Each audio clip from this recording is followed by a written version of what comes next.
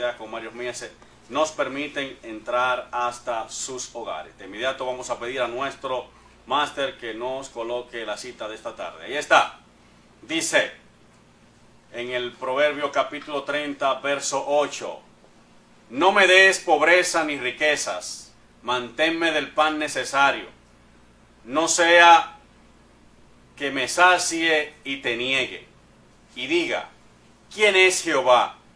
O que siendo pobre hurte y blasfeme el nombre de Dios. Proverbios 30, verso 8, así dice.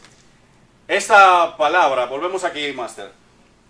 Esta palabra es propicia para este tiempo, ya que en unos tiempos donde estamos viviendo de mucha avaricia, mucho deseo por obtener cosas materiales, obtener dinero, pues muchas personas están recurriendo a hacer cosas no muy propicias, agradables delante de Dios, que luego nos llevan pues a resultados negativos.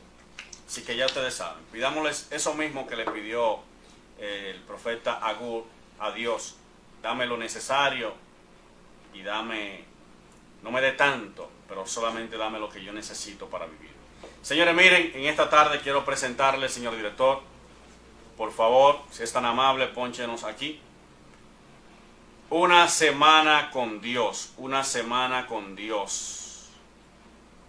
Excelente este libro para que ustedes pues puedan conocer acerca del propósito de Dios durante una semana que se traduce en 7 días, escrito por Eddie Perdomo. Eddie Perdomo, un joven escritor, evangelista, nativo en San Fernando de Montecristi. Una semana con Dios. Pídalo, búsquelo en su librería favorita para que pueda usted conocer a detalle de lo que es una semana con Dios basada en los 7 días de la creación. ¿Cómo podemos nosotros aprender de cada uno de esos días? Porque ningún día, como dice el escritor Eddie Perdomo, es igual al otro. Así que ya ustedes saben, señores, y en esta tarde contamos con la presencia de un amigo, compañero de trabajo, que nos va a acompañar en esta tarde para el tema que traemos hoy, muy importante, un tema que es de mucho interés, ya que el propósito es traer luz en medio de la oscuridad, de tantas tinieblas que estamos viviendo. Él es Mario Miese. Buenas tardes, Mario. Buenas tardes, Julio. Un placer tenerlo por aquí en esta tarde para compartir con nosotros el tema que hoy tenemos sobre el tapete. Mira, el placer es para mí es inmenso, porque estar en tu segmento me hace grande, y más a tratar estos temas que son de suma importancia, tanto en nuestra República Dominicana como en el resto del mundo. Gracias por permitirme estar contigo. El placer es mío, Mario, como te decías. Sabes, Mario, que en la Biblia, durante el ministerio de Jesús, vemos que suscitaron muchas situaciones entre los discípulos. Y una de ellas es que en diferentes ocasiones, por ejemplo, como registra en Lucas capítulo 22, verso 4, registra que en un momento los discípulos, Jesús conversando con ellos durante la cena de la Pascua y hablando acerca de cómo iba Jesús a ser negado y otras cosas, dice que se suscitó entre los discípulos una discusión, porque ellos estaban discutiendo en cuanto a quién sería el mayor en el reino de los cielos. O sea, que vemos cómo siempre ha existido esa quisquilla o esa búsqueda por querer ser primero, Mario. Sí, fíjate que esto ha ocurrido desde el inicio, como ya usted plasma en la misma escritura. Jesús siempre ha hecho esa hincapié. Si nos vamos al libro de Génesis, que es el primer libro considerado en un orden cronológico, ahí vimos que viene esta disgusta entre dos hermanos, que es el caso de Caín y Abel, porque había uno que desde antes salió el otro ya quería tomar la primera parte, ¿no? Y esto ha generado tanto controversia en nuestro planeta Tierra como en nuestra sociedad que actualmente nos estamos viviendo, porque la gente anda buscando el primer lugar.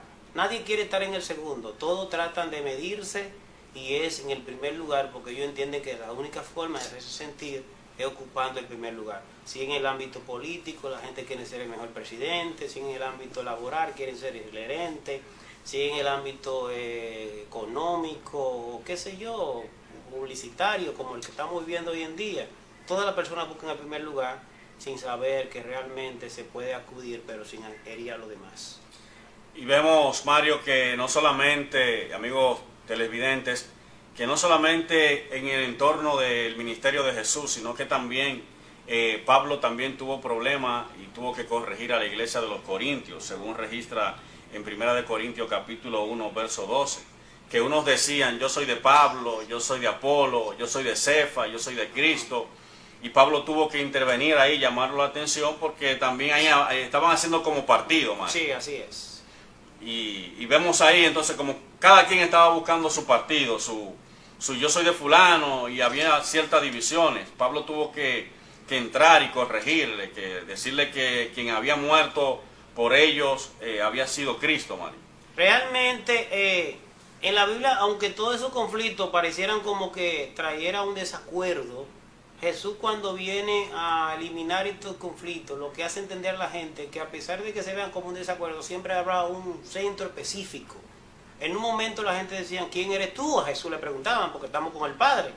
Y Jesús le hizo entender a ellos de que realmente, a pesar de que él actuaba de una forma, él y el Padre eran la misma persona, que a pesar de que tú hagas cualquier cosa, no te va a salir igual como lo hacen los demás, pero sí hay un acuerdo con una unidad que existe, que balancea la opinión o la idea de los demás. Siempre también se registra en la Biblia que el mismo Pablo hablaba de que algunos predicaban el evangelio por envidia, sí, otros por contienda, otros lo hacían de buena voluntad, pero Pablo decía, sea por envidia, sea por contienda, sea como sea, se predica a Cristo. O sea, como tú bien mencionas, siempre había el centro que era Cristo. Así es. Como decimos, un evangelio, un mensaje cristocéntrico que vaya a mostrar a Cristo como esa opción, ese Salvador, ese único camino verdadero que llevaba al Padre.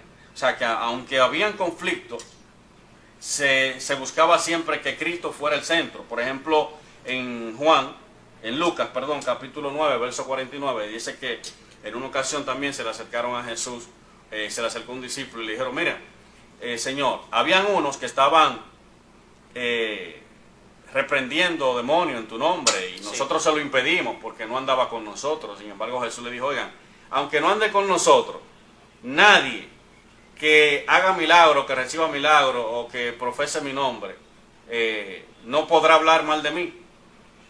O sea, que aunque no anduviera con Jesús, era alguien que si hacía los milagros de parte de Jesús y se predicaba a Jesús, pues Jesús consideraba que había sido por parte del Padre. Sí, Julio, mira, hay una parte que también se puede visualizar cuando Jesús comienza a hacerlo con estos religiosos que existían anteriormente, porque el problema no está en la predicación, sino a veces la forma de cómo se vaya a proyectar lo que tú estás vendiendo o estás predicando en ese momento. Hubo un caso que Jesús estaba hablándole a los escribas y fariseos porque la gente se abordaba a él y le preguntaba, maestro, ¿por qué ellos actúan de esa forma? Jesús le dijo, lo que están haciendo ellos no lo están haciendo mal. Ahora, no hagan lo que ellos digan, hagan lo que ellos les digan, pero no hagan lo que ellos hacen. Porque el problema no es hacer o decir lo que otra persona dice y no hacerlo como ellos lo hacen. Porque le decía, ellos eran unos sepulcros blanqueados, se veían bien por fuera, pero por dentro estaban llenos de putrefactos, que lo que generaban era veneno al momento de hablar, pero lo que ellos están diciendo es la realidad. Pero la forma que lo están viviendo es que no se debe relacionar. Por eso Jesús hizo el llamado de que vivieran lo que ellos le dicen, pero no hicieran como ellos lo hacen. Que nuestra sociedad está viviendo esa misma escena en una serie de religiosos que son considerados cristianos, que debe pensar ellos lo que están haciendo están bien, lo que están predicando está bien, pero la forma que lo están viviendo es que está haciendo mal. Decían y no hacían, Así es. dice Jesús. Hagan lo que ellos dicen, más no hagan lo que ellos hacen, Mario. Y precisamente como tú mencionas, que trae a colación los tiempos actuales que estamos viviendo, y es por la razón que quisimos traer a colación este tema, y es que hace un tiempo, Mario, estamos viendo que se están suscitando ciertas competencias entre ciertos cristianos, el pueblo de Dios, que sea como sea, y como hemos dicho, predican a Cristo de una u otra manera, Sí. pero se ha suscitado una disputa, una contienda, una primacía, buscando yo sí, el otro que no, nosotros tenemos la verdad o tal cosa, vestimenta, ritos, y se ve cierto fariseísmo, si podríamos decir, y esa es, dándose ese mismo tipo de situaciones, pero con la diferencia, amable televidente Mario, que aquí los discípulos, las discusiones que se hacían, se registran en la Biblia, era por lo que ellos pretendían lograr en el reino de los cielos. Sí. O sea, ellos tenían pendiente que realmente se establecería el reino de Dios en la tierra, aunque lo pensaban de una manera terrenal, y que en el momento ellos estaban enfocados en qué lugar iban ellos a ocupar en el gobierno del reino de Dios. Pero esa parte es una parte en cierta forma de admirar, porque ellos sí estaban pensando en que realmente era el reino de los cielos. Pero la disputa que estamos viendo en los últimos tiempos en muchos cristianos es una discusión estéril, discusión, como te decía, por ropa, porque este hace aquello, este hace lo otro, no pensando en el reino de los cielos. Sí, hay una pequeña discrepancia que hay que notar entre estas dos cosas. Primero es que hay que ver, Julio, y a los televidentes que están disfrutando de este magnífico segmento, que los cristianos de la antigüedad de aquel tiempo predicaban en la convicción, el mensaje cristocéntrico relacionado con las palabras, que hay que diferenciarla de lo que es mis conceptos, mi ideología, mi credo, mi convicción personal, si no está entrelazada con lo que es la palabra del Dios poderoso, pues eso genera cualquier conflicto. No es lo que yo piense, es como Él lo ordene, porque tiene que haber una convicción, y más como usted menciona que el Evangelio no es por un laboratorio, por un experimento, sino por una convicción. Y cada persona al momento de venir a Cristo lo que tiene es una convicción. Y cada persona tiene una convicción diferente, un contacto diferente con Dios. Puede hacer que a ti te moleste ponerte una corbata. El Espíritu de Dios te reprenda ponerte una corbata, como decimos. Pero a mí me haga sentir cómodo. ¿Qué yo debo entender en el Espíritu? Que tú y yo no tenemos la misma convicción, pero andamos en el mismo camino. Y yo debo respetar tu convicción para no generar una controversia o generar una problemática entre hermanos, que es lo que está ocurriendo hoy en día. Por eso decimos que el objetivo es predicar a Cristo, Así no es. predicar vidas, porque como tú bien dices, cada quien tiene su propia experiencia en cuanto a su acercamiento con Dios.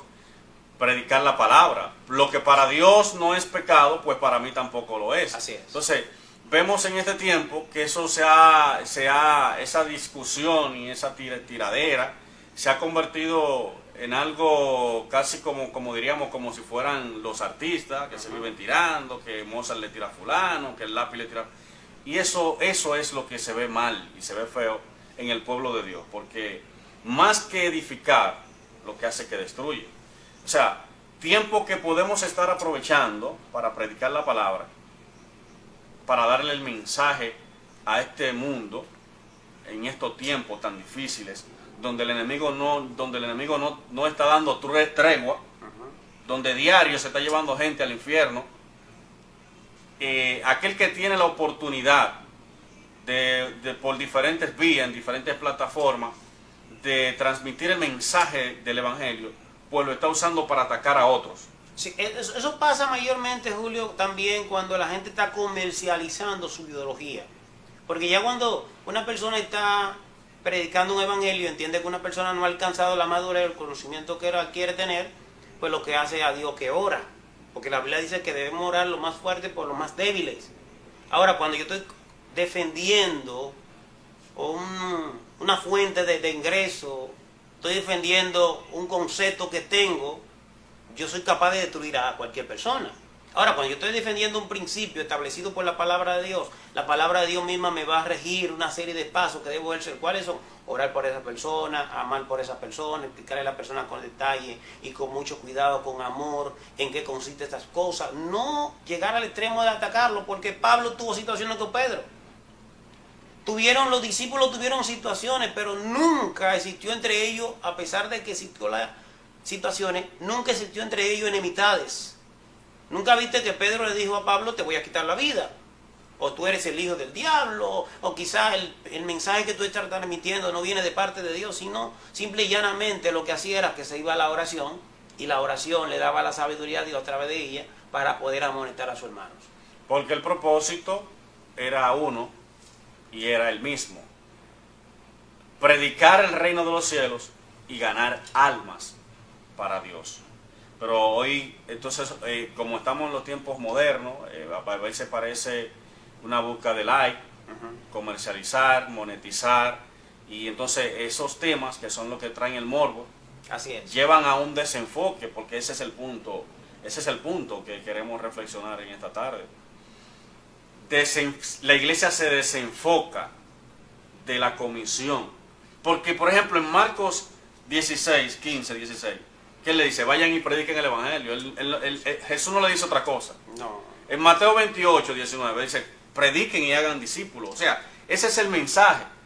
Entonces, cuando la iglesia se desenfoca, cuando los hombres de Dios y las mujeres de Dios se desenfocan en llevar un evangelio, que si fulanito, tiradera, que aquel te quiera hacer daño, ¿qué dice la palabra? Que nuestra lucha no es contra carne ni sangre. Sí.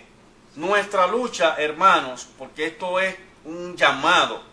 Fíjate que pensé traer este tema a colación pero alguien tiene que poner costo a esto. O sea, hay que parar esa tiradera, ese tirándole a alguien que está predicando. Mire, el que está predicando ya de por sí ha peleado una batalla para poder predicar.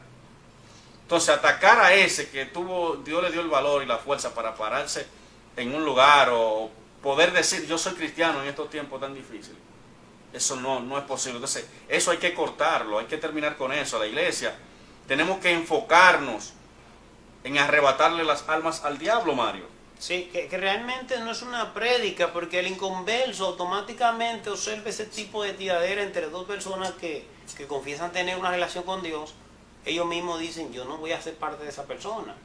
Fíjate que como tú mencionabas, que se vaya al ámbito comercial, cuando la gente está comercializando lo que cree, lo hace con una finalidad. ¿Cuál es? Que me den un view, pero me estoy desconectando de la realidad y estoy incumpliendo a la misión o el llamado que realmente ha sido llamado, o que ha sido convocado, que fue a llevar el mensaje de la palabra de Dios. Cuando la persona ya va cogiendo la cosa personalizada, ya se desconectó automáticamente.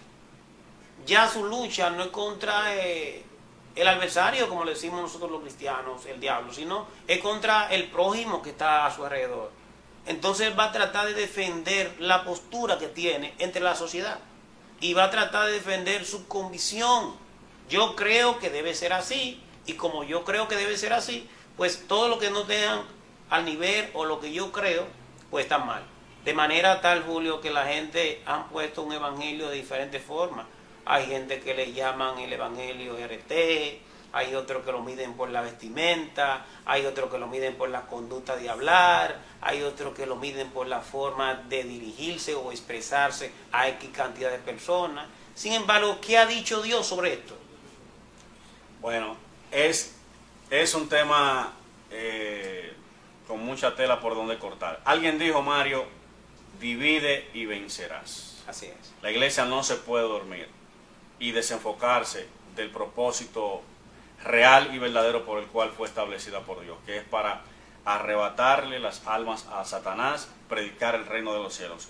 Mario, un mensaje en esta parte final al pueblo al pueblo de Dios, evangelistas, predicadores, maestros. ¿Qué tú le dirías, Mario? Bueno, mira, bajo la situación que estamos viviendo, Julio, ahora mismo, la iglesia lo que más debe estar es unida. Primero, los puntos proféticos de la palabra ya están casi cumplidas al 90%. No voy a decir 99% porque ya es muy popular esa expresión. La iglesia debe estar unida y uno enfocarse más en el trabajo que debe ejercer personalmente y saber que nuestra lucha no es realmente contra los seres humanos, sino contra carnes y sangre. Y cuando haya cualquier persona con cualquier debilidad que usted pueda visualizar y que no ande conforme como usted está pensando, la única forma que hace es irse a orar por esa gente. Decirle, Señor, ayuda a mi hermano a que vuelva a la senda. Señor, ayuda a mi hermano de que tenga un contacto directamente contigo. Que venga la palabra. Dame la sabiduría para yo poderme dirigir y poder amonestar a esa persona para que vuelva al lugar de donde estaba anteriormente, porque se ha desviado de los principios y valores que tú has inculcado. Esos son los consejos que yo puedo dar. Y cualquier persona que puede entender y conocer ese error cuando está ejerciendo cualquier ministerio, pues dice la Biblia que se ganará una alma y salvará cientos de pecados. Amén, así es. Satanás vino para dividir. Así es. Pero Cristo vino para unir. Señores, el tiempo apremia. Hoy en esta tarde hemos tenido la participación con nosotros del señor Mario Mieses. Vamos a dejarlo hasta aquí. Será en otra próxima oportunidad donde estaremos invitando a Mario nueva vez para seguir tratando de este tema y más temas importantes para el pueblo de Dios. Hasta aquí su segmento Tocando las Ideas con Julio César